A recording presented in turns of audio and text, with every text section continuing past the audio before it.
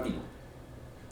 Fala aí pessoal, Rodolfo Andreno falando aqui de volta com vocês e dessa vez acompanhado de um bom e velho quentão, né, que vai me inspirar a conversar com vocês sobre essa queda do Bitcoin. Porque depois de um desmaio desse, do Bitcoin ter morrido pela 400ª vez, a gente precisa de um pouco de pinga. Então, em honra aí à morte do Bitcoin, né, saudemos aquele que não está mais entre nós. Brincadeira. Enfim, diferente da galera aí que faz vídeo falando sobre ponto de entrada, compra, venda, né, especulação, suportes, resistências e tudo mais, o meu foco aqui no canal, quando eu trato sobre Bitcoin, não é falar da perspectiva do trader, mas sim falar do fundamento da moeda.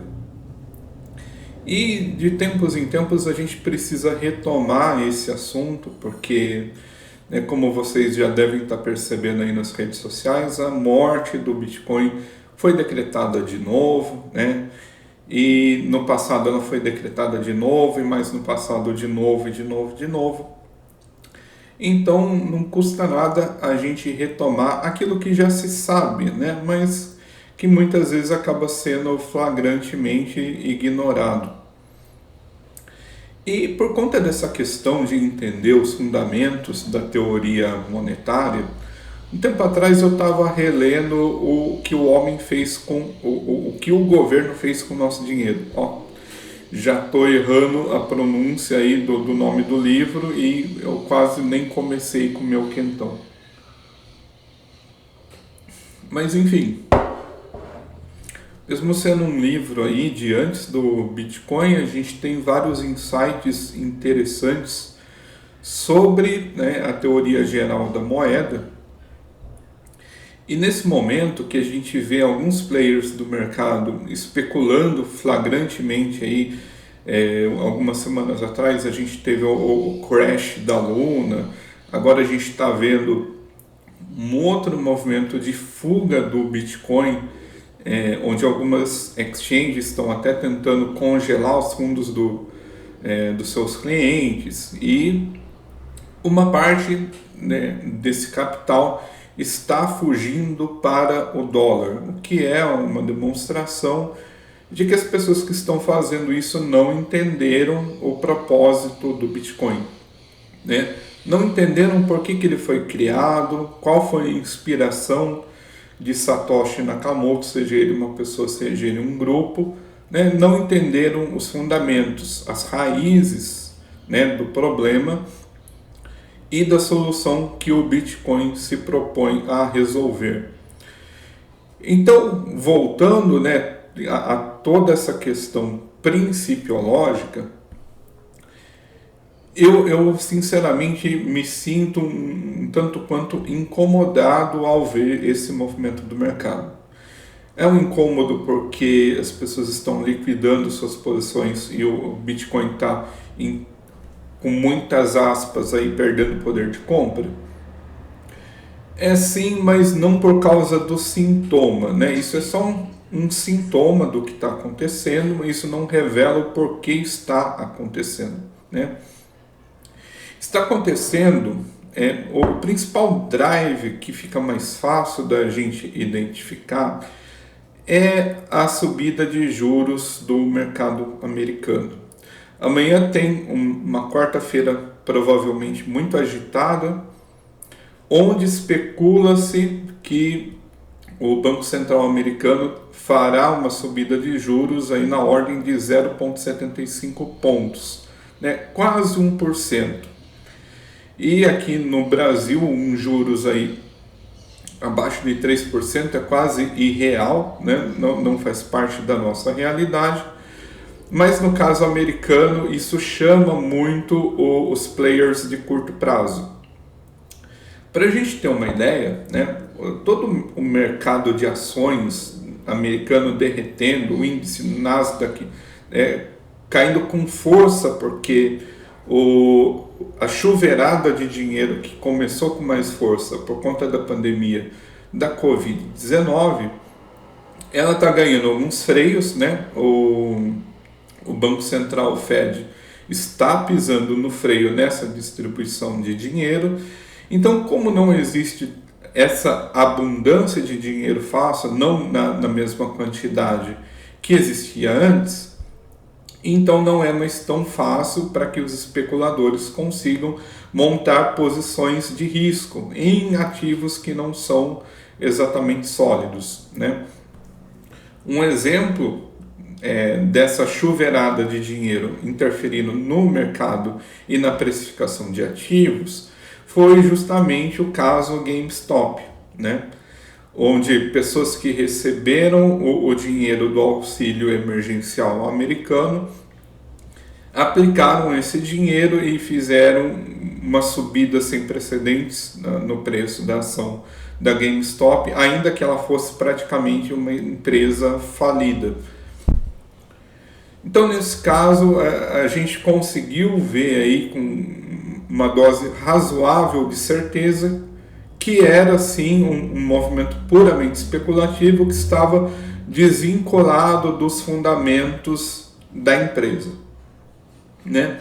E agora, como existe esse enxugamento da base monetária, pelo menos é uma tentativa de controle da inflação e uma subida de juros para tentar atrair esse capital, né, que estava numa especulação um pouco mais forte e tentar atrair para os títulos da dívida americana, enxugando esse dinheiro da economia, né? Nesse caso, algumas dessas ações que antes se beneficiavam desse excesso de dinheiro acabam perdendo espaço, e isso se dá principalmente com os unicórnios, né? Com as fintechs e tudo mais. E por que o Bitcoin, a precificação do Bitcoin especificamente, acaba sendo impactada por esse movimento? Porque o Bitcoin, né, na verdade todo o dinheiro, ele é uma mercadoria. E toda mercadoria funciona no sistema de oferta e procura. Então, se você tem muito mais oferta do que procura, você vai ter uma queda nos níveis de preço e vice-versa. Quando você tiver uma grande procura, um grande rally por uma compra de bitcoins, de modo que a oferta não seja suficiente, então você vai ter um movimento inverso, né, implicando numa precificação maior do ativo. Minha garganta já está falando de novo, licença aqui para o quentão.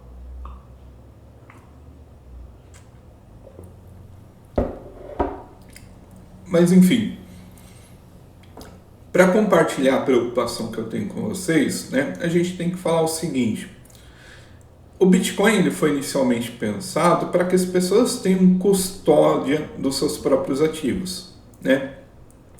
Então você pode ter sua carteira privada, além de você ter uma carteira privada, você pode ter a chave offline, você pode ter uma carteira de papel chamada Paper Wallet, você pode ter o acesso da rede Bitcoin através de uma VPN, você pode ter o acesso de uma carteira Electrum, por exemplo, pela rede Tor. Então existem várias opções de segurança e privacidade que estão em harmonia com a proposta inicial do Bitcoin. Porque o Bitcoin ele pretende ser um dinheiro inconfiscável, né? E você sabe, se você não tem a seed, acabou para você, você não vai poder mandar um e-mail para o Satoshi Nakamoto falando desejo recuperar minha senha, né? Então isso traz um nível muito maior de responsabilidade e descentralização também, né? Porque aí é você, como indivíduo, decidindo como alocar seus ativos, né? E mesmo quando eventualmente o governo possa te dizer a partir de agora o Bitcoin está proibido, você tem várias ferramentas para tentar se desvencilhar dessa proibição, né? Além dessas ferramentas que eu mencionei em relação a você despistar os seus sinais, as suas pegadas na rede, a gente pode mencionar, por exemplo, os mixers, né, que vão juntar várias transações e vão embaralhar esse Bitcoin, e é muito difícil você saber, depois que houve esse mix de Bitcoin, de vários saldos sendo enviados para aquela operação, qual Bitcoin sai de lá vai para quem e vice-versa, né? É realmente um procedimento muito interessante em termos de privacidade.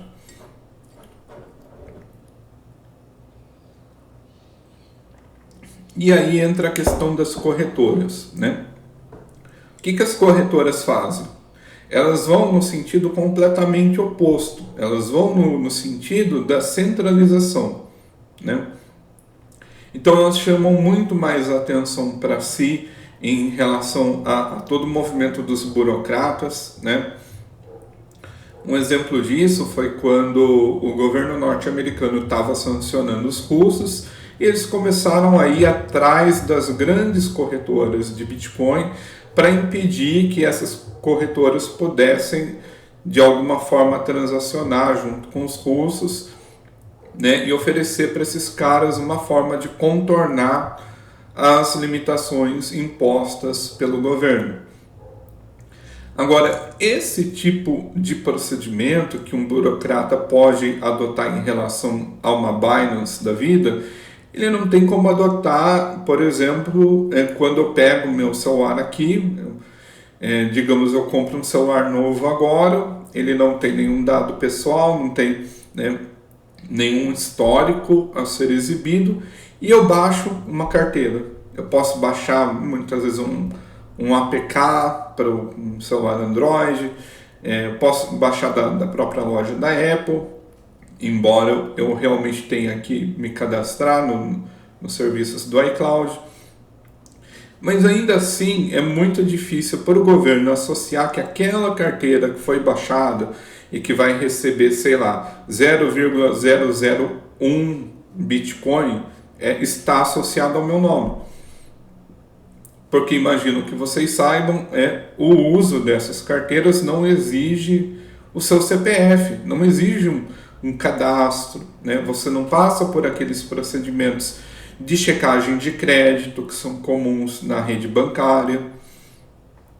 Então isso sim é descentralização. E eu posso, né, por meio do saldo que eu eventualmente tenha nessa carteira, eu posso transacionar livremente com outros indivíduos da rede Bitcoin sem que exista o olho de um burocrata, né? Sem que exista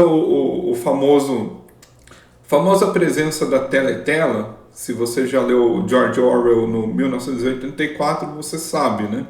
Que é aquela presença onipresente do governo, basicamente espionando tudo que você faz, né?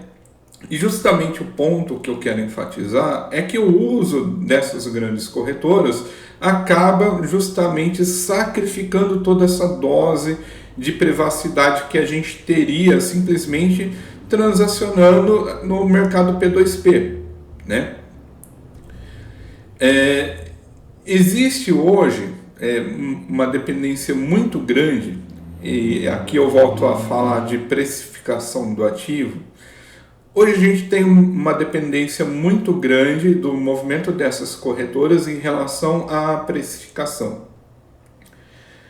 Porque, por exemplo, digamos que eu tenha $2.000 aqui no bolso. Pergunta a você, eu consigo comprar um Bitcoin com esses $2.000? Né? Você provavelmente vai falar que não, porque nas corretoras ele está sendo cotado hoje a um valor aí que gira em torno de $20.000, né? Chegou a um pouco menos de 22 mil, né? Ficou na casa dos 21 mil, subiu, mas enfim, esses movimentos de curto prazo não interessam tanto. A questão hoje, infelizmente, eu digo, as corretoras acabam exercendo um papel preponderante na questão da precificação do ativo. E sem as corretoras, como que a gente faria essa precificação, né? Tudo bem que a gente ainda teria a opção do mercado P2P, mas como essas transações ocorreriam, né, na dimensão essencialmente privada, né, então você mandaria uma mensagem para mim com um endereço da sua carteira Bitcoin, enviaria Bitcoins para você, você me prestaria um serviço, né?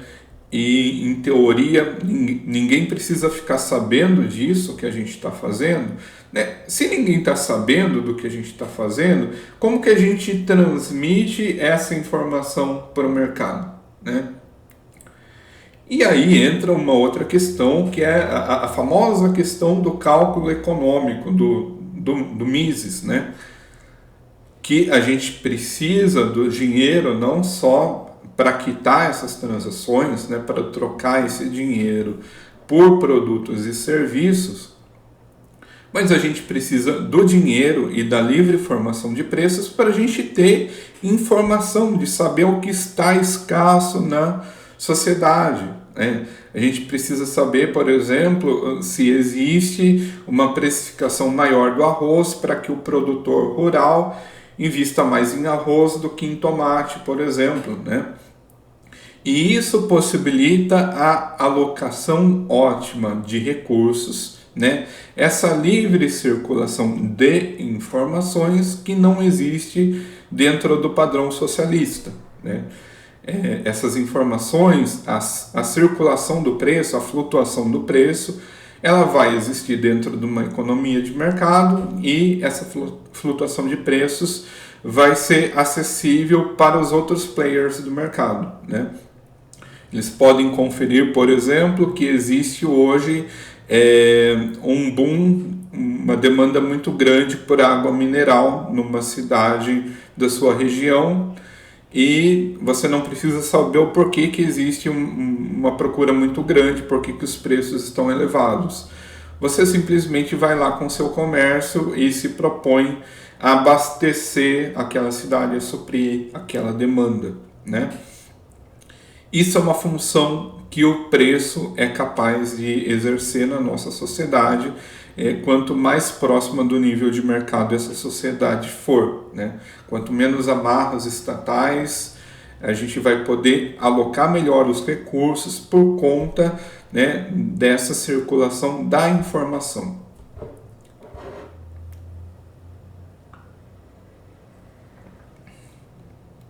Então hoje, né, estava refletindo nessa questão de como uma corretora acaba, de uma forma ou de outra, exercendo esse papel de veicular a informação da precificação. Mas como a gente sabe, né, não existem só as questões positivas envolvidas, né? Eu já enfatizei essa questão da vulnerabilidade a pressões dos burocratas, mas também existem aí questões como, por exemplo, os derivativos de Bitcoin, né? E os derivativos das altcoins e as famosas moedas como a Terra Luna, que estão pareadas com moedas fiduciárias, né? Hoje a principal delas, a mais conhecida, é o USD Tether, o SDT. O USDT ele também exerce uma função que é relevante no atual arranjo, né, do mercado de criptomoedas, porque os trades que estão precificando, né, essa cotação do Bitcoin, elas acabam sendo feitas geralmente nesses pares, por exemplo, BTC ou USDT, né? Ou BTC, ETH e outras shitcoins aí, né? Não reconheço a existência das shitcoins, né? Mas não reconheço que elas tenham qualquer importância, não reconheço mérito nos projetos que elas apresentam. Mas o que acontece justamente é que numa shitcoin, né, em um projeto deficitário, em moldes visivelmente fiduciários, você tem uma sensação de pânico quando esse projeto acaba se mostrando insustentável, e muitas vezes os responsáveis por esse projeto vão acabar tendo que liquidar as suas posições e alocar recursos em Bitcoin, né? Eles vão precisar utilizar do seu saldo em Bitcoin, que é uma moeda muito mais demandada do que qualquer outra dessas chamadas altcoins, que são shitcoins, mas que no momento de pânico, de uma emergência do mercado, é no Bitcoin ou no máximo numa USDT que os players vão tentar se refugiar para não sofrer oscilações tão grandes, tão massivas, né? E o que pode acabar acontecendo? Isso pode impactar no preço do mercado como um todo. No fim, o Bitcoin acaba sofrendo seus solavancos, né? E esses solavancos não acontecem por conta dos fundamentos da moeda, né? Aí, novamente, onde eu digo que a minha preocupação são os fundamentos da moeda. Porque você vê uma queda, né? No começo do ano, o Bitcoin estava cotado em 66 mil dólares, agora cotado a 20, e os fundamentos da moeda não mudaram, né? Então, assim, se a gente realmente olha para o Bitcoin pelo seu propósito original, né, e a gente pensa nessa moeda como capaz de realizar o cálculo econômico, a gente tem que passar a encarar o fato de que essa forma com que a moeda está sendo usada pelas corretoras está sendo nociva para o ambiente do Bitcoin, né? E uma outra questão também que eu achei interessante mencionar da minha releitura aí do livro do Rothbard, eu não lembro se eu já mencionei isso no começo do vídeo, né? Mas o vídeo ficou um pouco longo, mas eu estava relendo aí o que o governo fez com o nosso dinheiro. E uma característica interessante que o Rothbard coloca logo no começo do livro é que toda moeda, né, todo instrumento que emergiu como moeda, ele era na verdade uma mercadoria, né, que ela se mostrou mais líquida, ela se mostrou mais confiável, né? A gente tem vários exemplos disso, que em tempos de outrora isso foi essa função foi exercida pelo sal, foi exercida pelo cobre, só que com muito maior recorrência ela foi exercida pelo ouro e pela prata, né? Eles tinham a sua utilidade ali muito mais de embelezamento, não só do embelezamento pessoal, mas até mesmo de um embelezamento arquitetônico, né? Você teve na história esses metais sendo usados para templos, né? Então havia sempre uma demanda muito grande e havia um fluxo pequeno. Era muito difícil você adquirir, né? Você minerar ouro e prata, né? Então essa demanda constante, né? E essa dificuldade da gente adquirir mais desse material conseguiu precificar esses componentes econômicos de uma forma com que outras características também acabaram culminando em que eles foram usados como moeda de uma forma mais eficiente do que outras moedas concorrentes, né? Exemplo do gado. O gado foi moeda no passado? Foi, mas é muito difícil você dividir o gado, né? O ouro, a prata já não tem esse problema, né? Só que o que acontece? Tanto o ouro, a prata, o gado, o sal, né? Todos esses modelos de moeda, antes deles serem propriamente moeda, eles eram uma mercadoria, né? Então você poderia trocar sal por arroz, você poderia trocar arroz por outras mercadorias dentro de um mercado de escambo. Então, quando surge a moeda, e a gente já pode pular para o ouro exercendo essa função, o ouro e a prata, existia uma memória, né? E o Rothbard enfatiza bem esse ponto.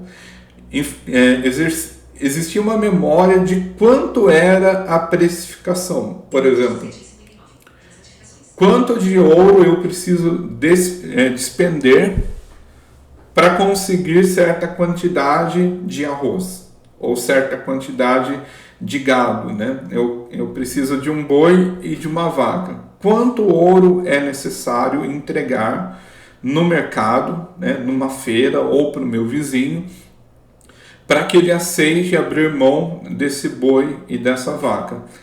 Então, como esses materiais já tinham uma utilidade anterior, né, e já eram utilizados e foram emergindo como moeda, existia uma memória do que efetivamente esses materiais podiam comprar, né?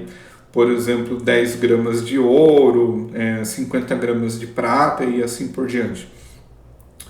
Então ele diz, né, que foi o ponto que eu achei mais relevante, que nenhum dos materiais que foi utilizado como moeda surgiu do nada.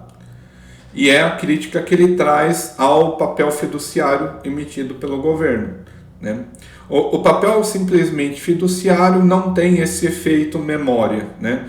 Você não tem como simplesmente dizer, por exemplo, eu vou fundar um país e eu vou imprimir uma moeda chamada Rodolfo. Então você vai dizer quanto de arroz compra um Rodolfo, né? Quanto de milho compra uma nota de 20 Rodolfos, né? Eu não sei. E eu acabei de inventar esse dinheiro e eu não sei. Imagina a confusão que é para você pensar nisso em termos de mercado, de pessoas que não se conhecem se encontrando numa feira. Ó, eu tenho essa nota aqui com 20 Rodolfos, tem lá minha foto lá com óculos de sol fazendo uma careta, e quanto de milho você aceita ceder por esta nota? É complicado. E justamente porque esse material não tem lastro em utilidade precedente. E não existe esse efeito memória. Tá certo que o Rothbard colocou essas ponderações numa época em que ainda não existia Bitcoin. Mas eu acho que é honesto da nossa parte admitir que o Bitcoin ele já nasceu com o propósito de ser moeda, né?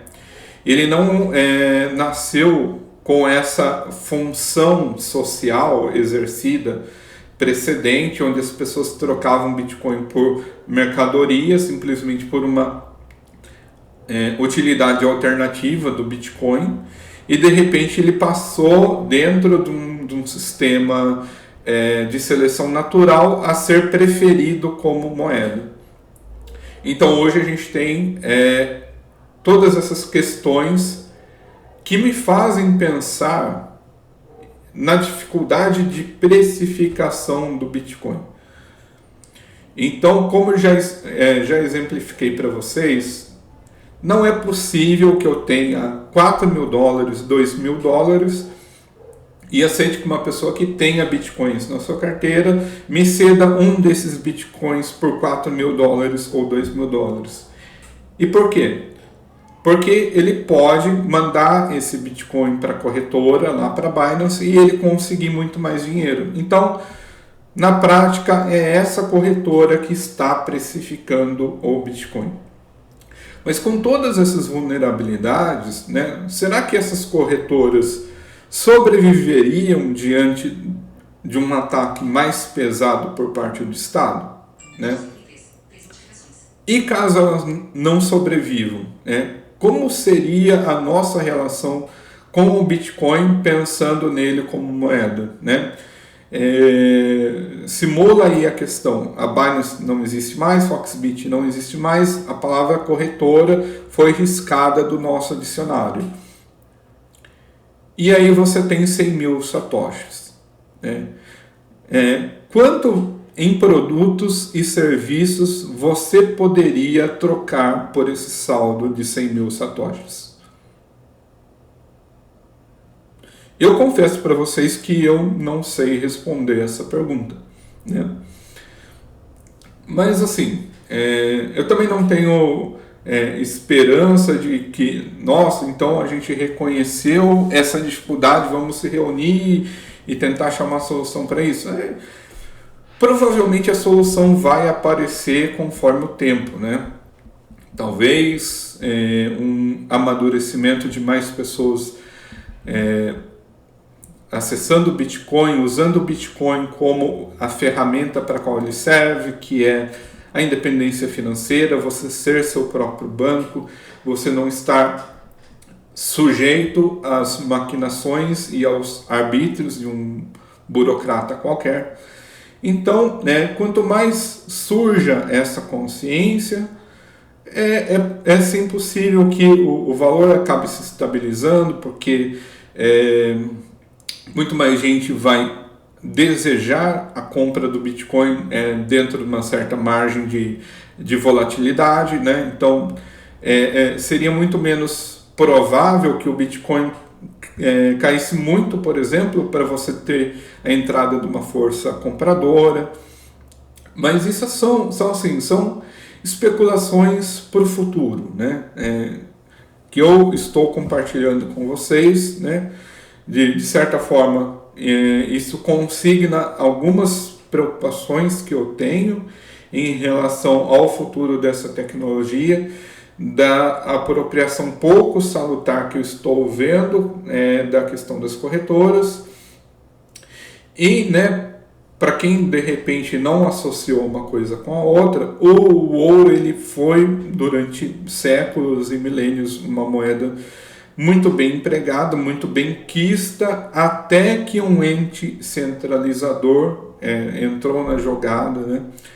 O Estado impondo suas normas, né? E centralizando a tutela do ouro, né? A partir de agora o ouro fica nos meus cofres e vocês vão usar moedas que em tese representam esse saldo em ouro. Até que veio o golpe final, que a gente sabe qual foi, que não, a partir de agora você não pode mais converter seu dinheiro em ouro, né? E como existe uma proximidade, né, um certo paralelo com o que acontece com as corretoras, né?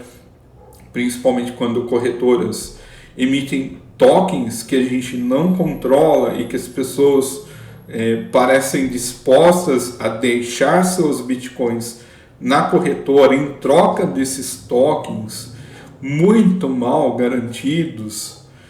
Eu falo para vocês, isso realmente me preocupa, né?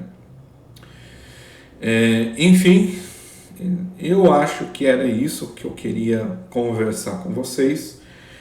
Eu esqueci do meu quentão.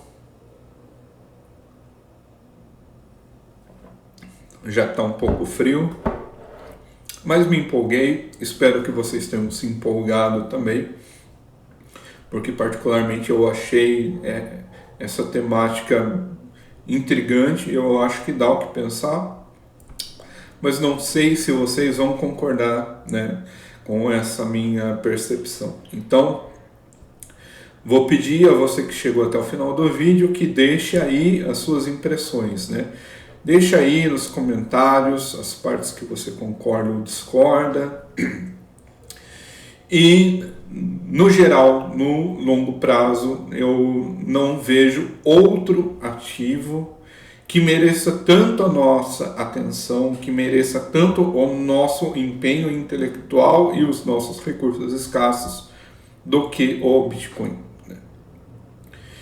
E se você ainda não sabe o porquê, indico para você, leia o padrão Bitcoin. Você já consegue encontrar ele na forma de e-book traduzido em português, né, em sites aí de download, é fácil de você encontrar. Se você ainda não entendeu o Bitcoin, por que ele existe, para que ele serve, esse é o livro. Leia.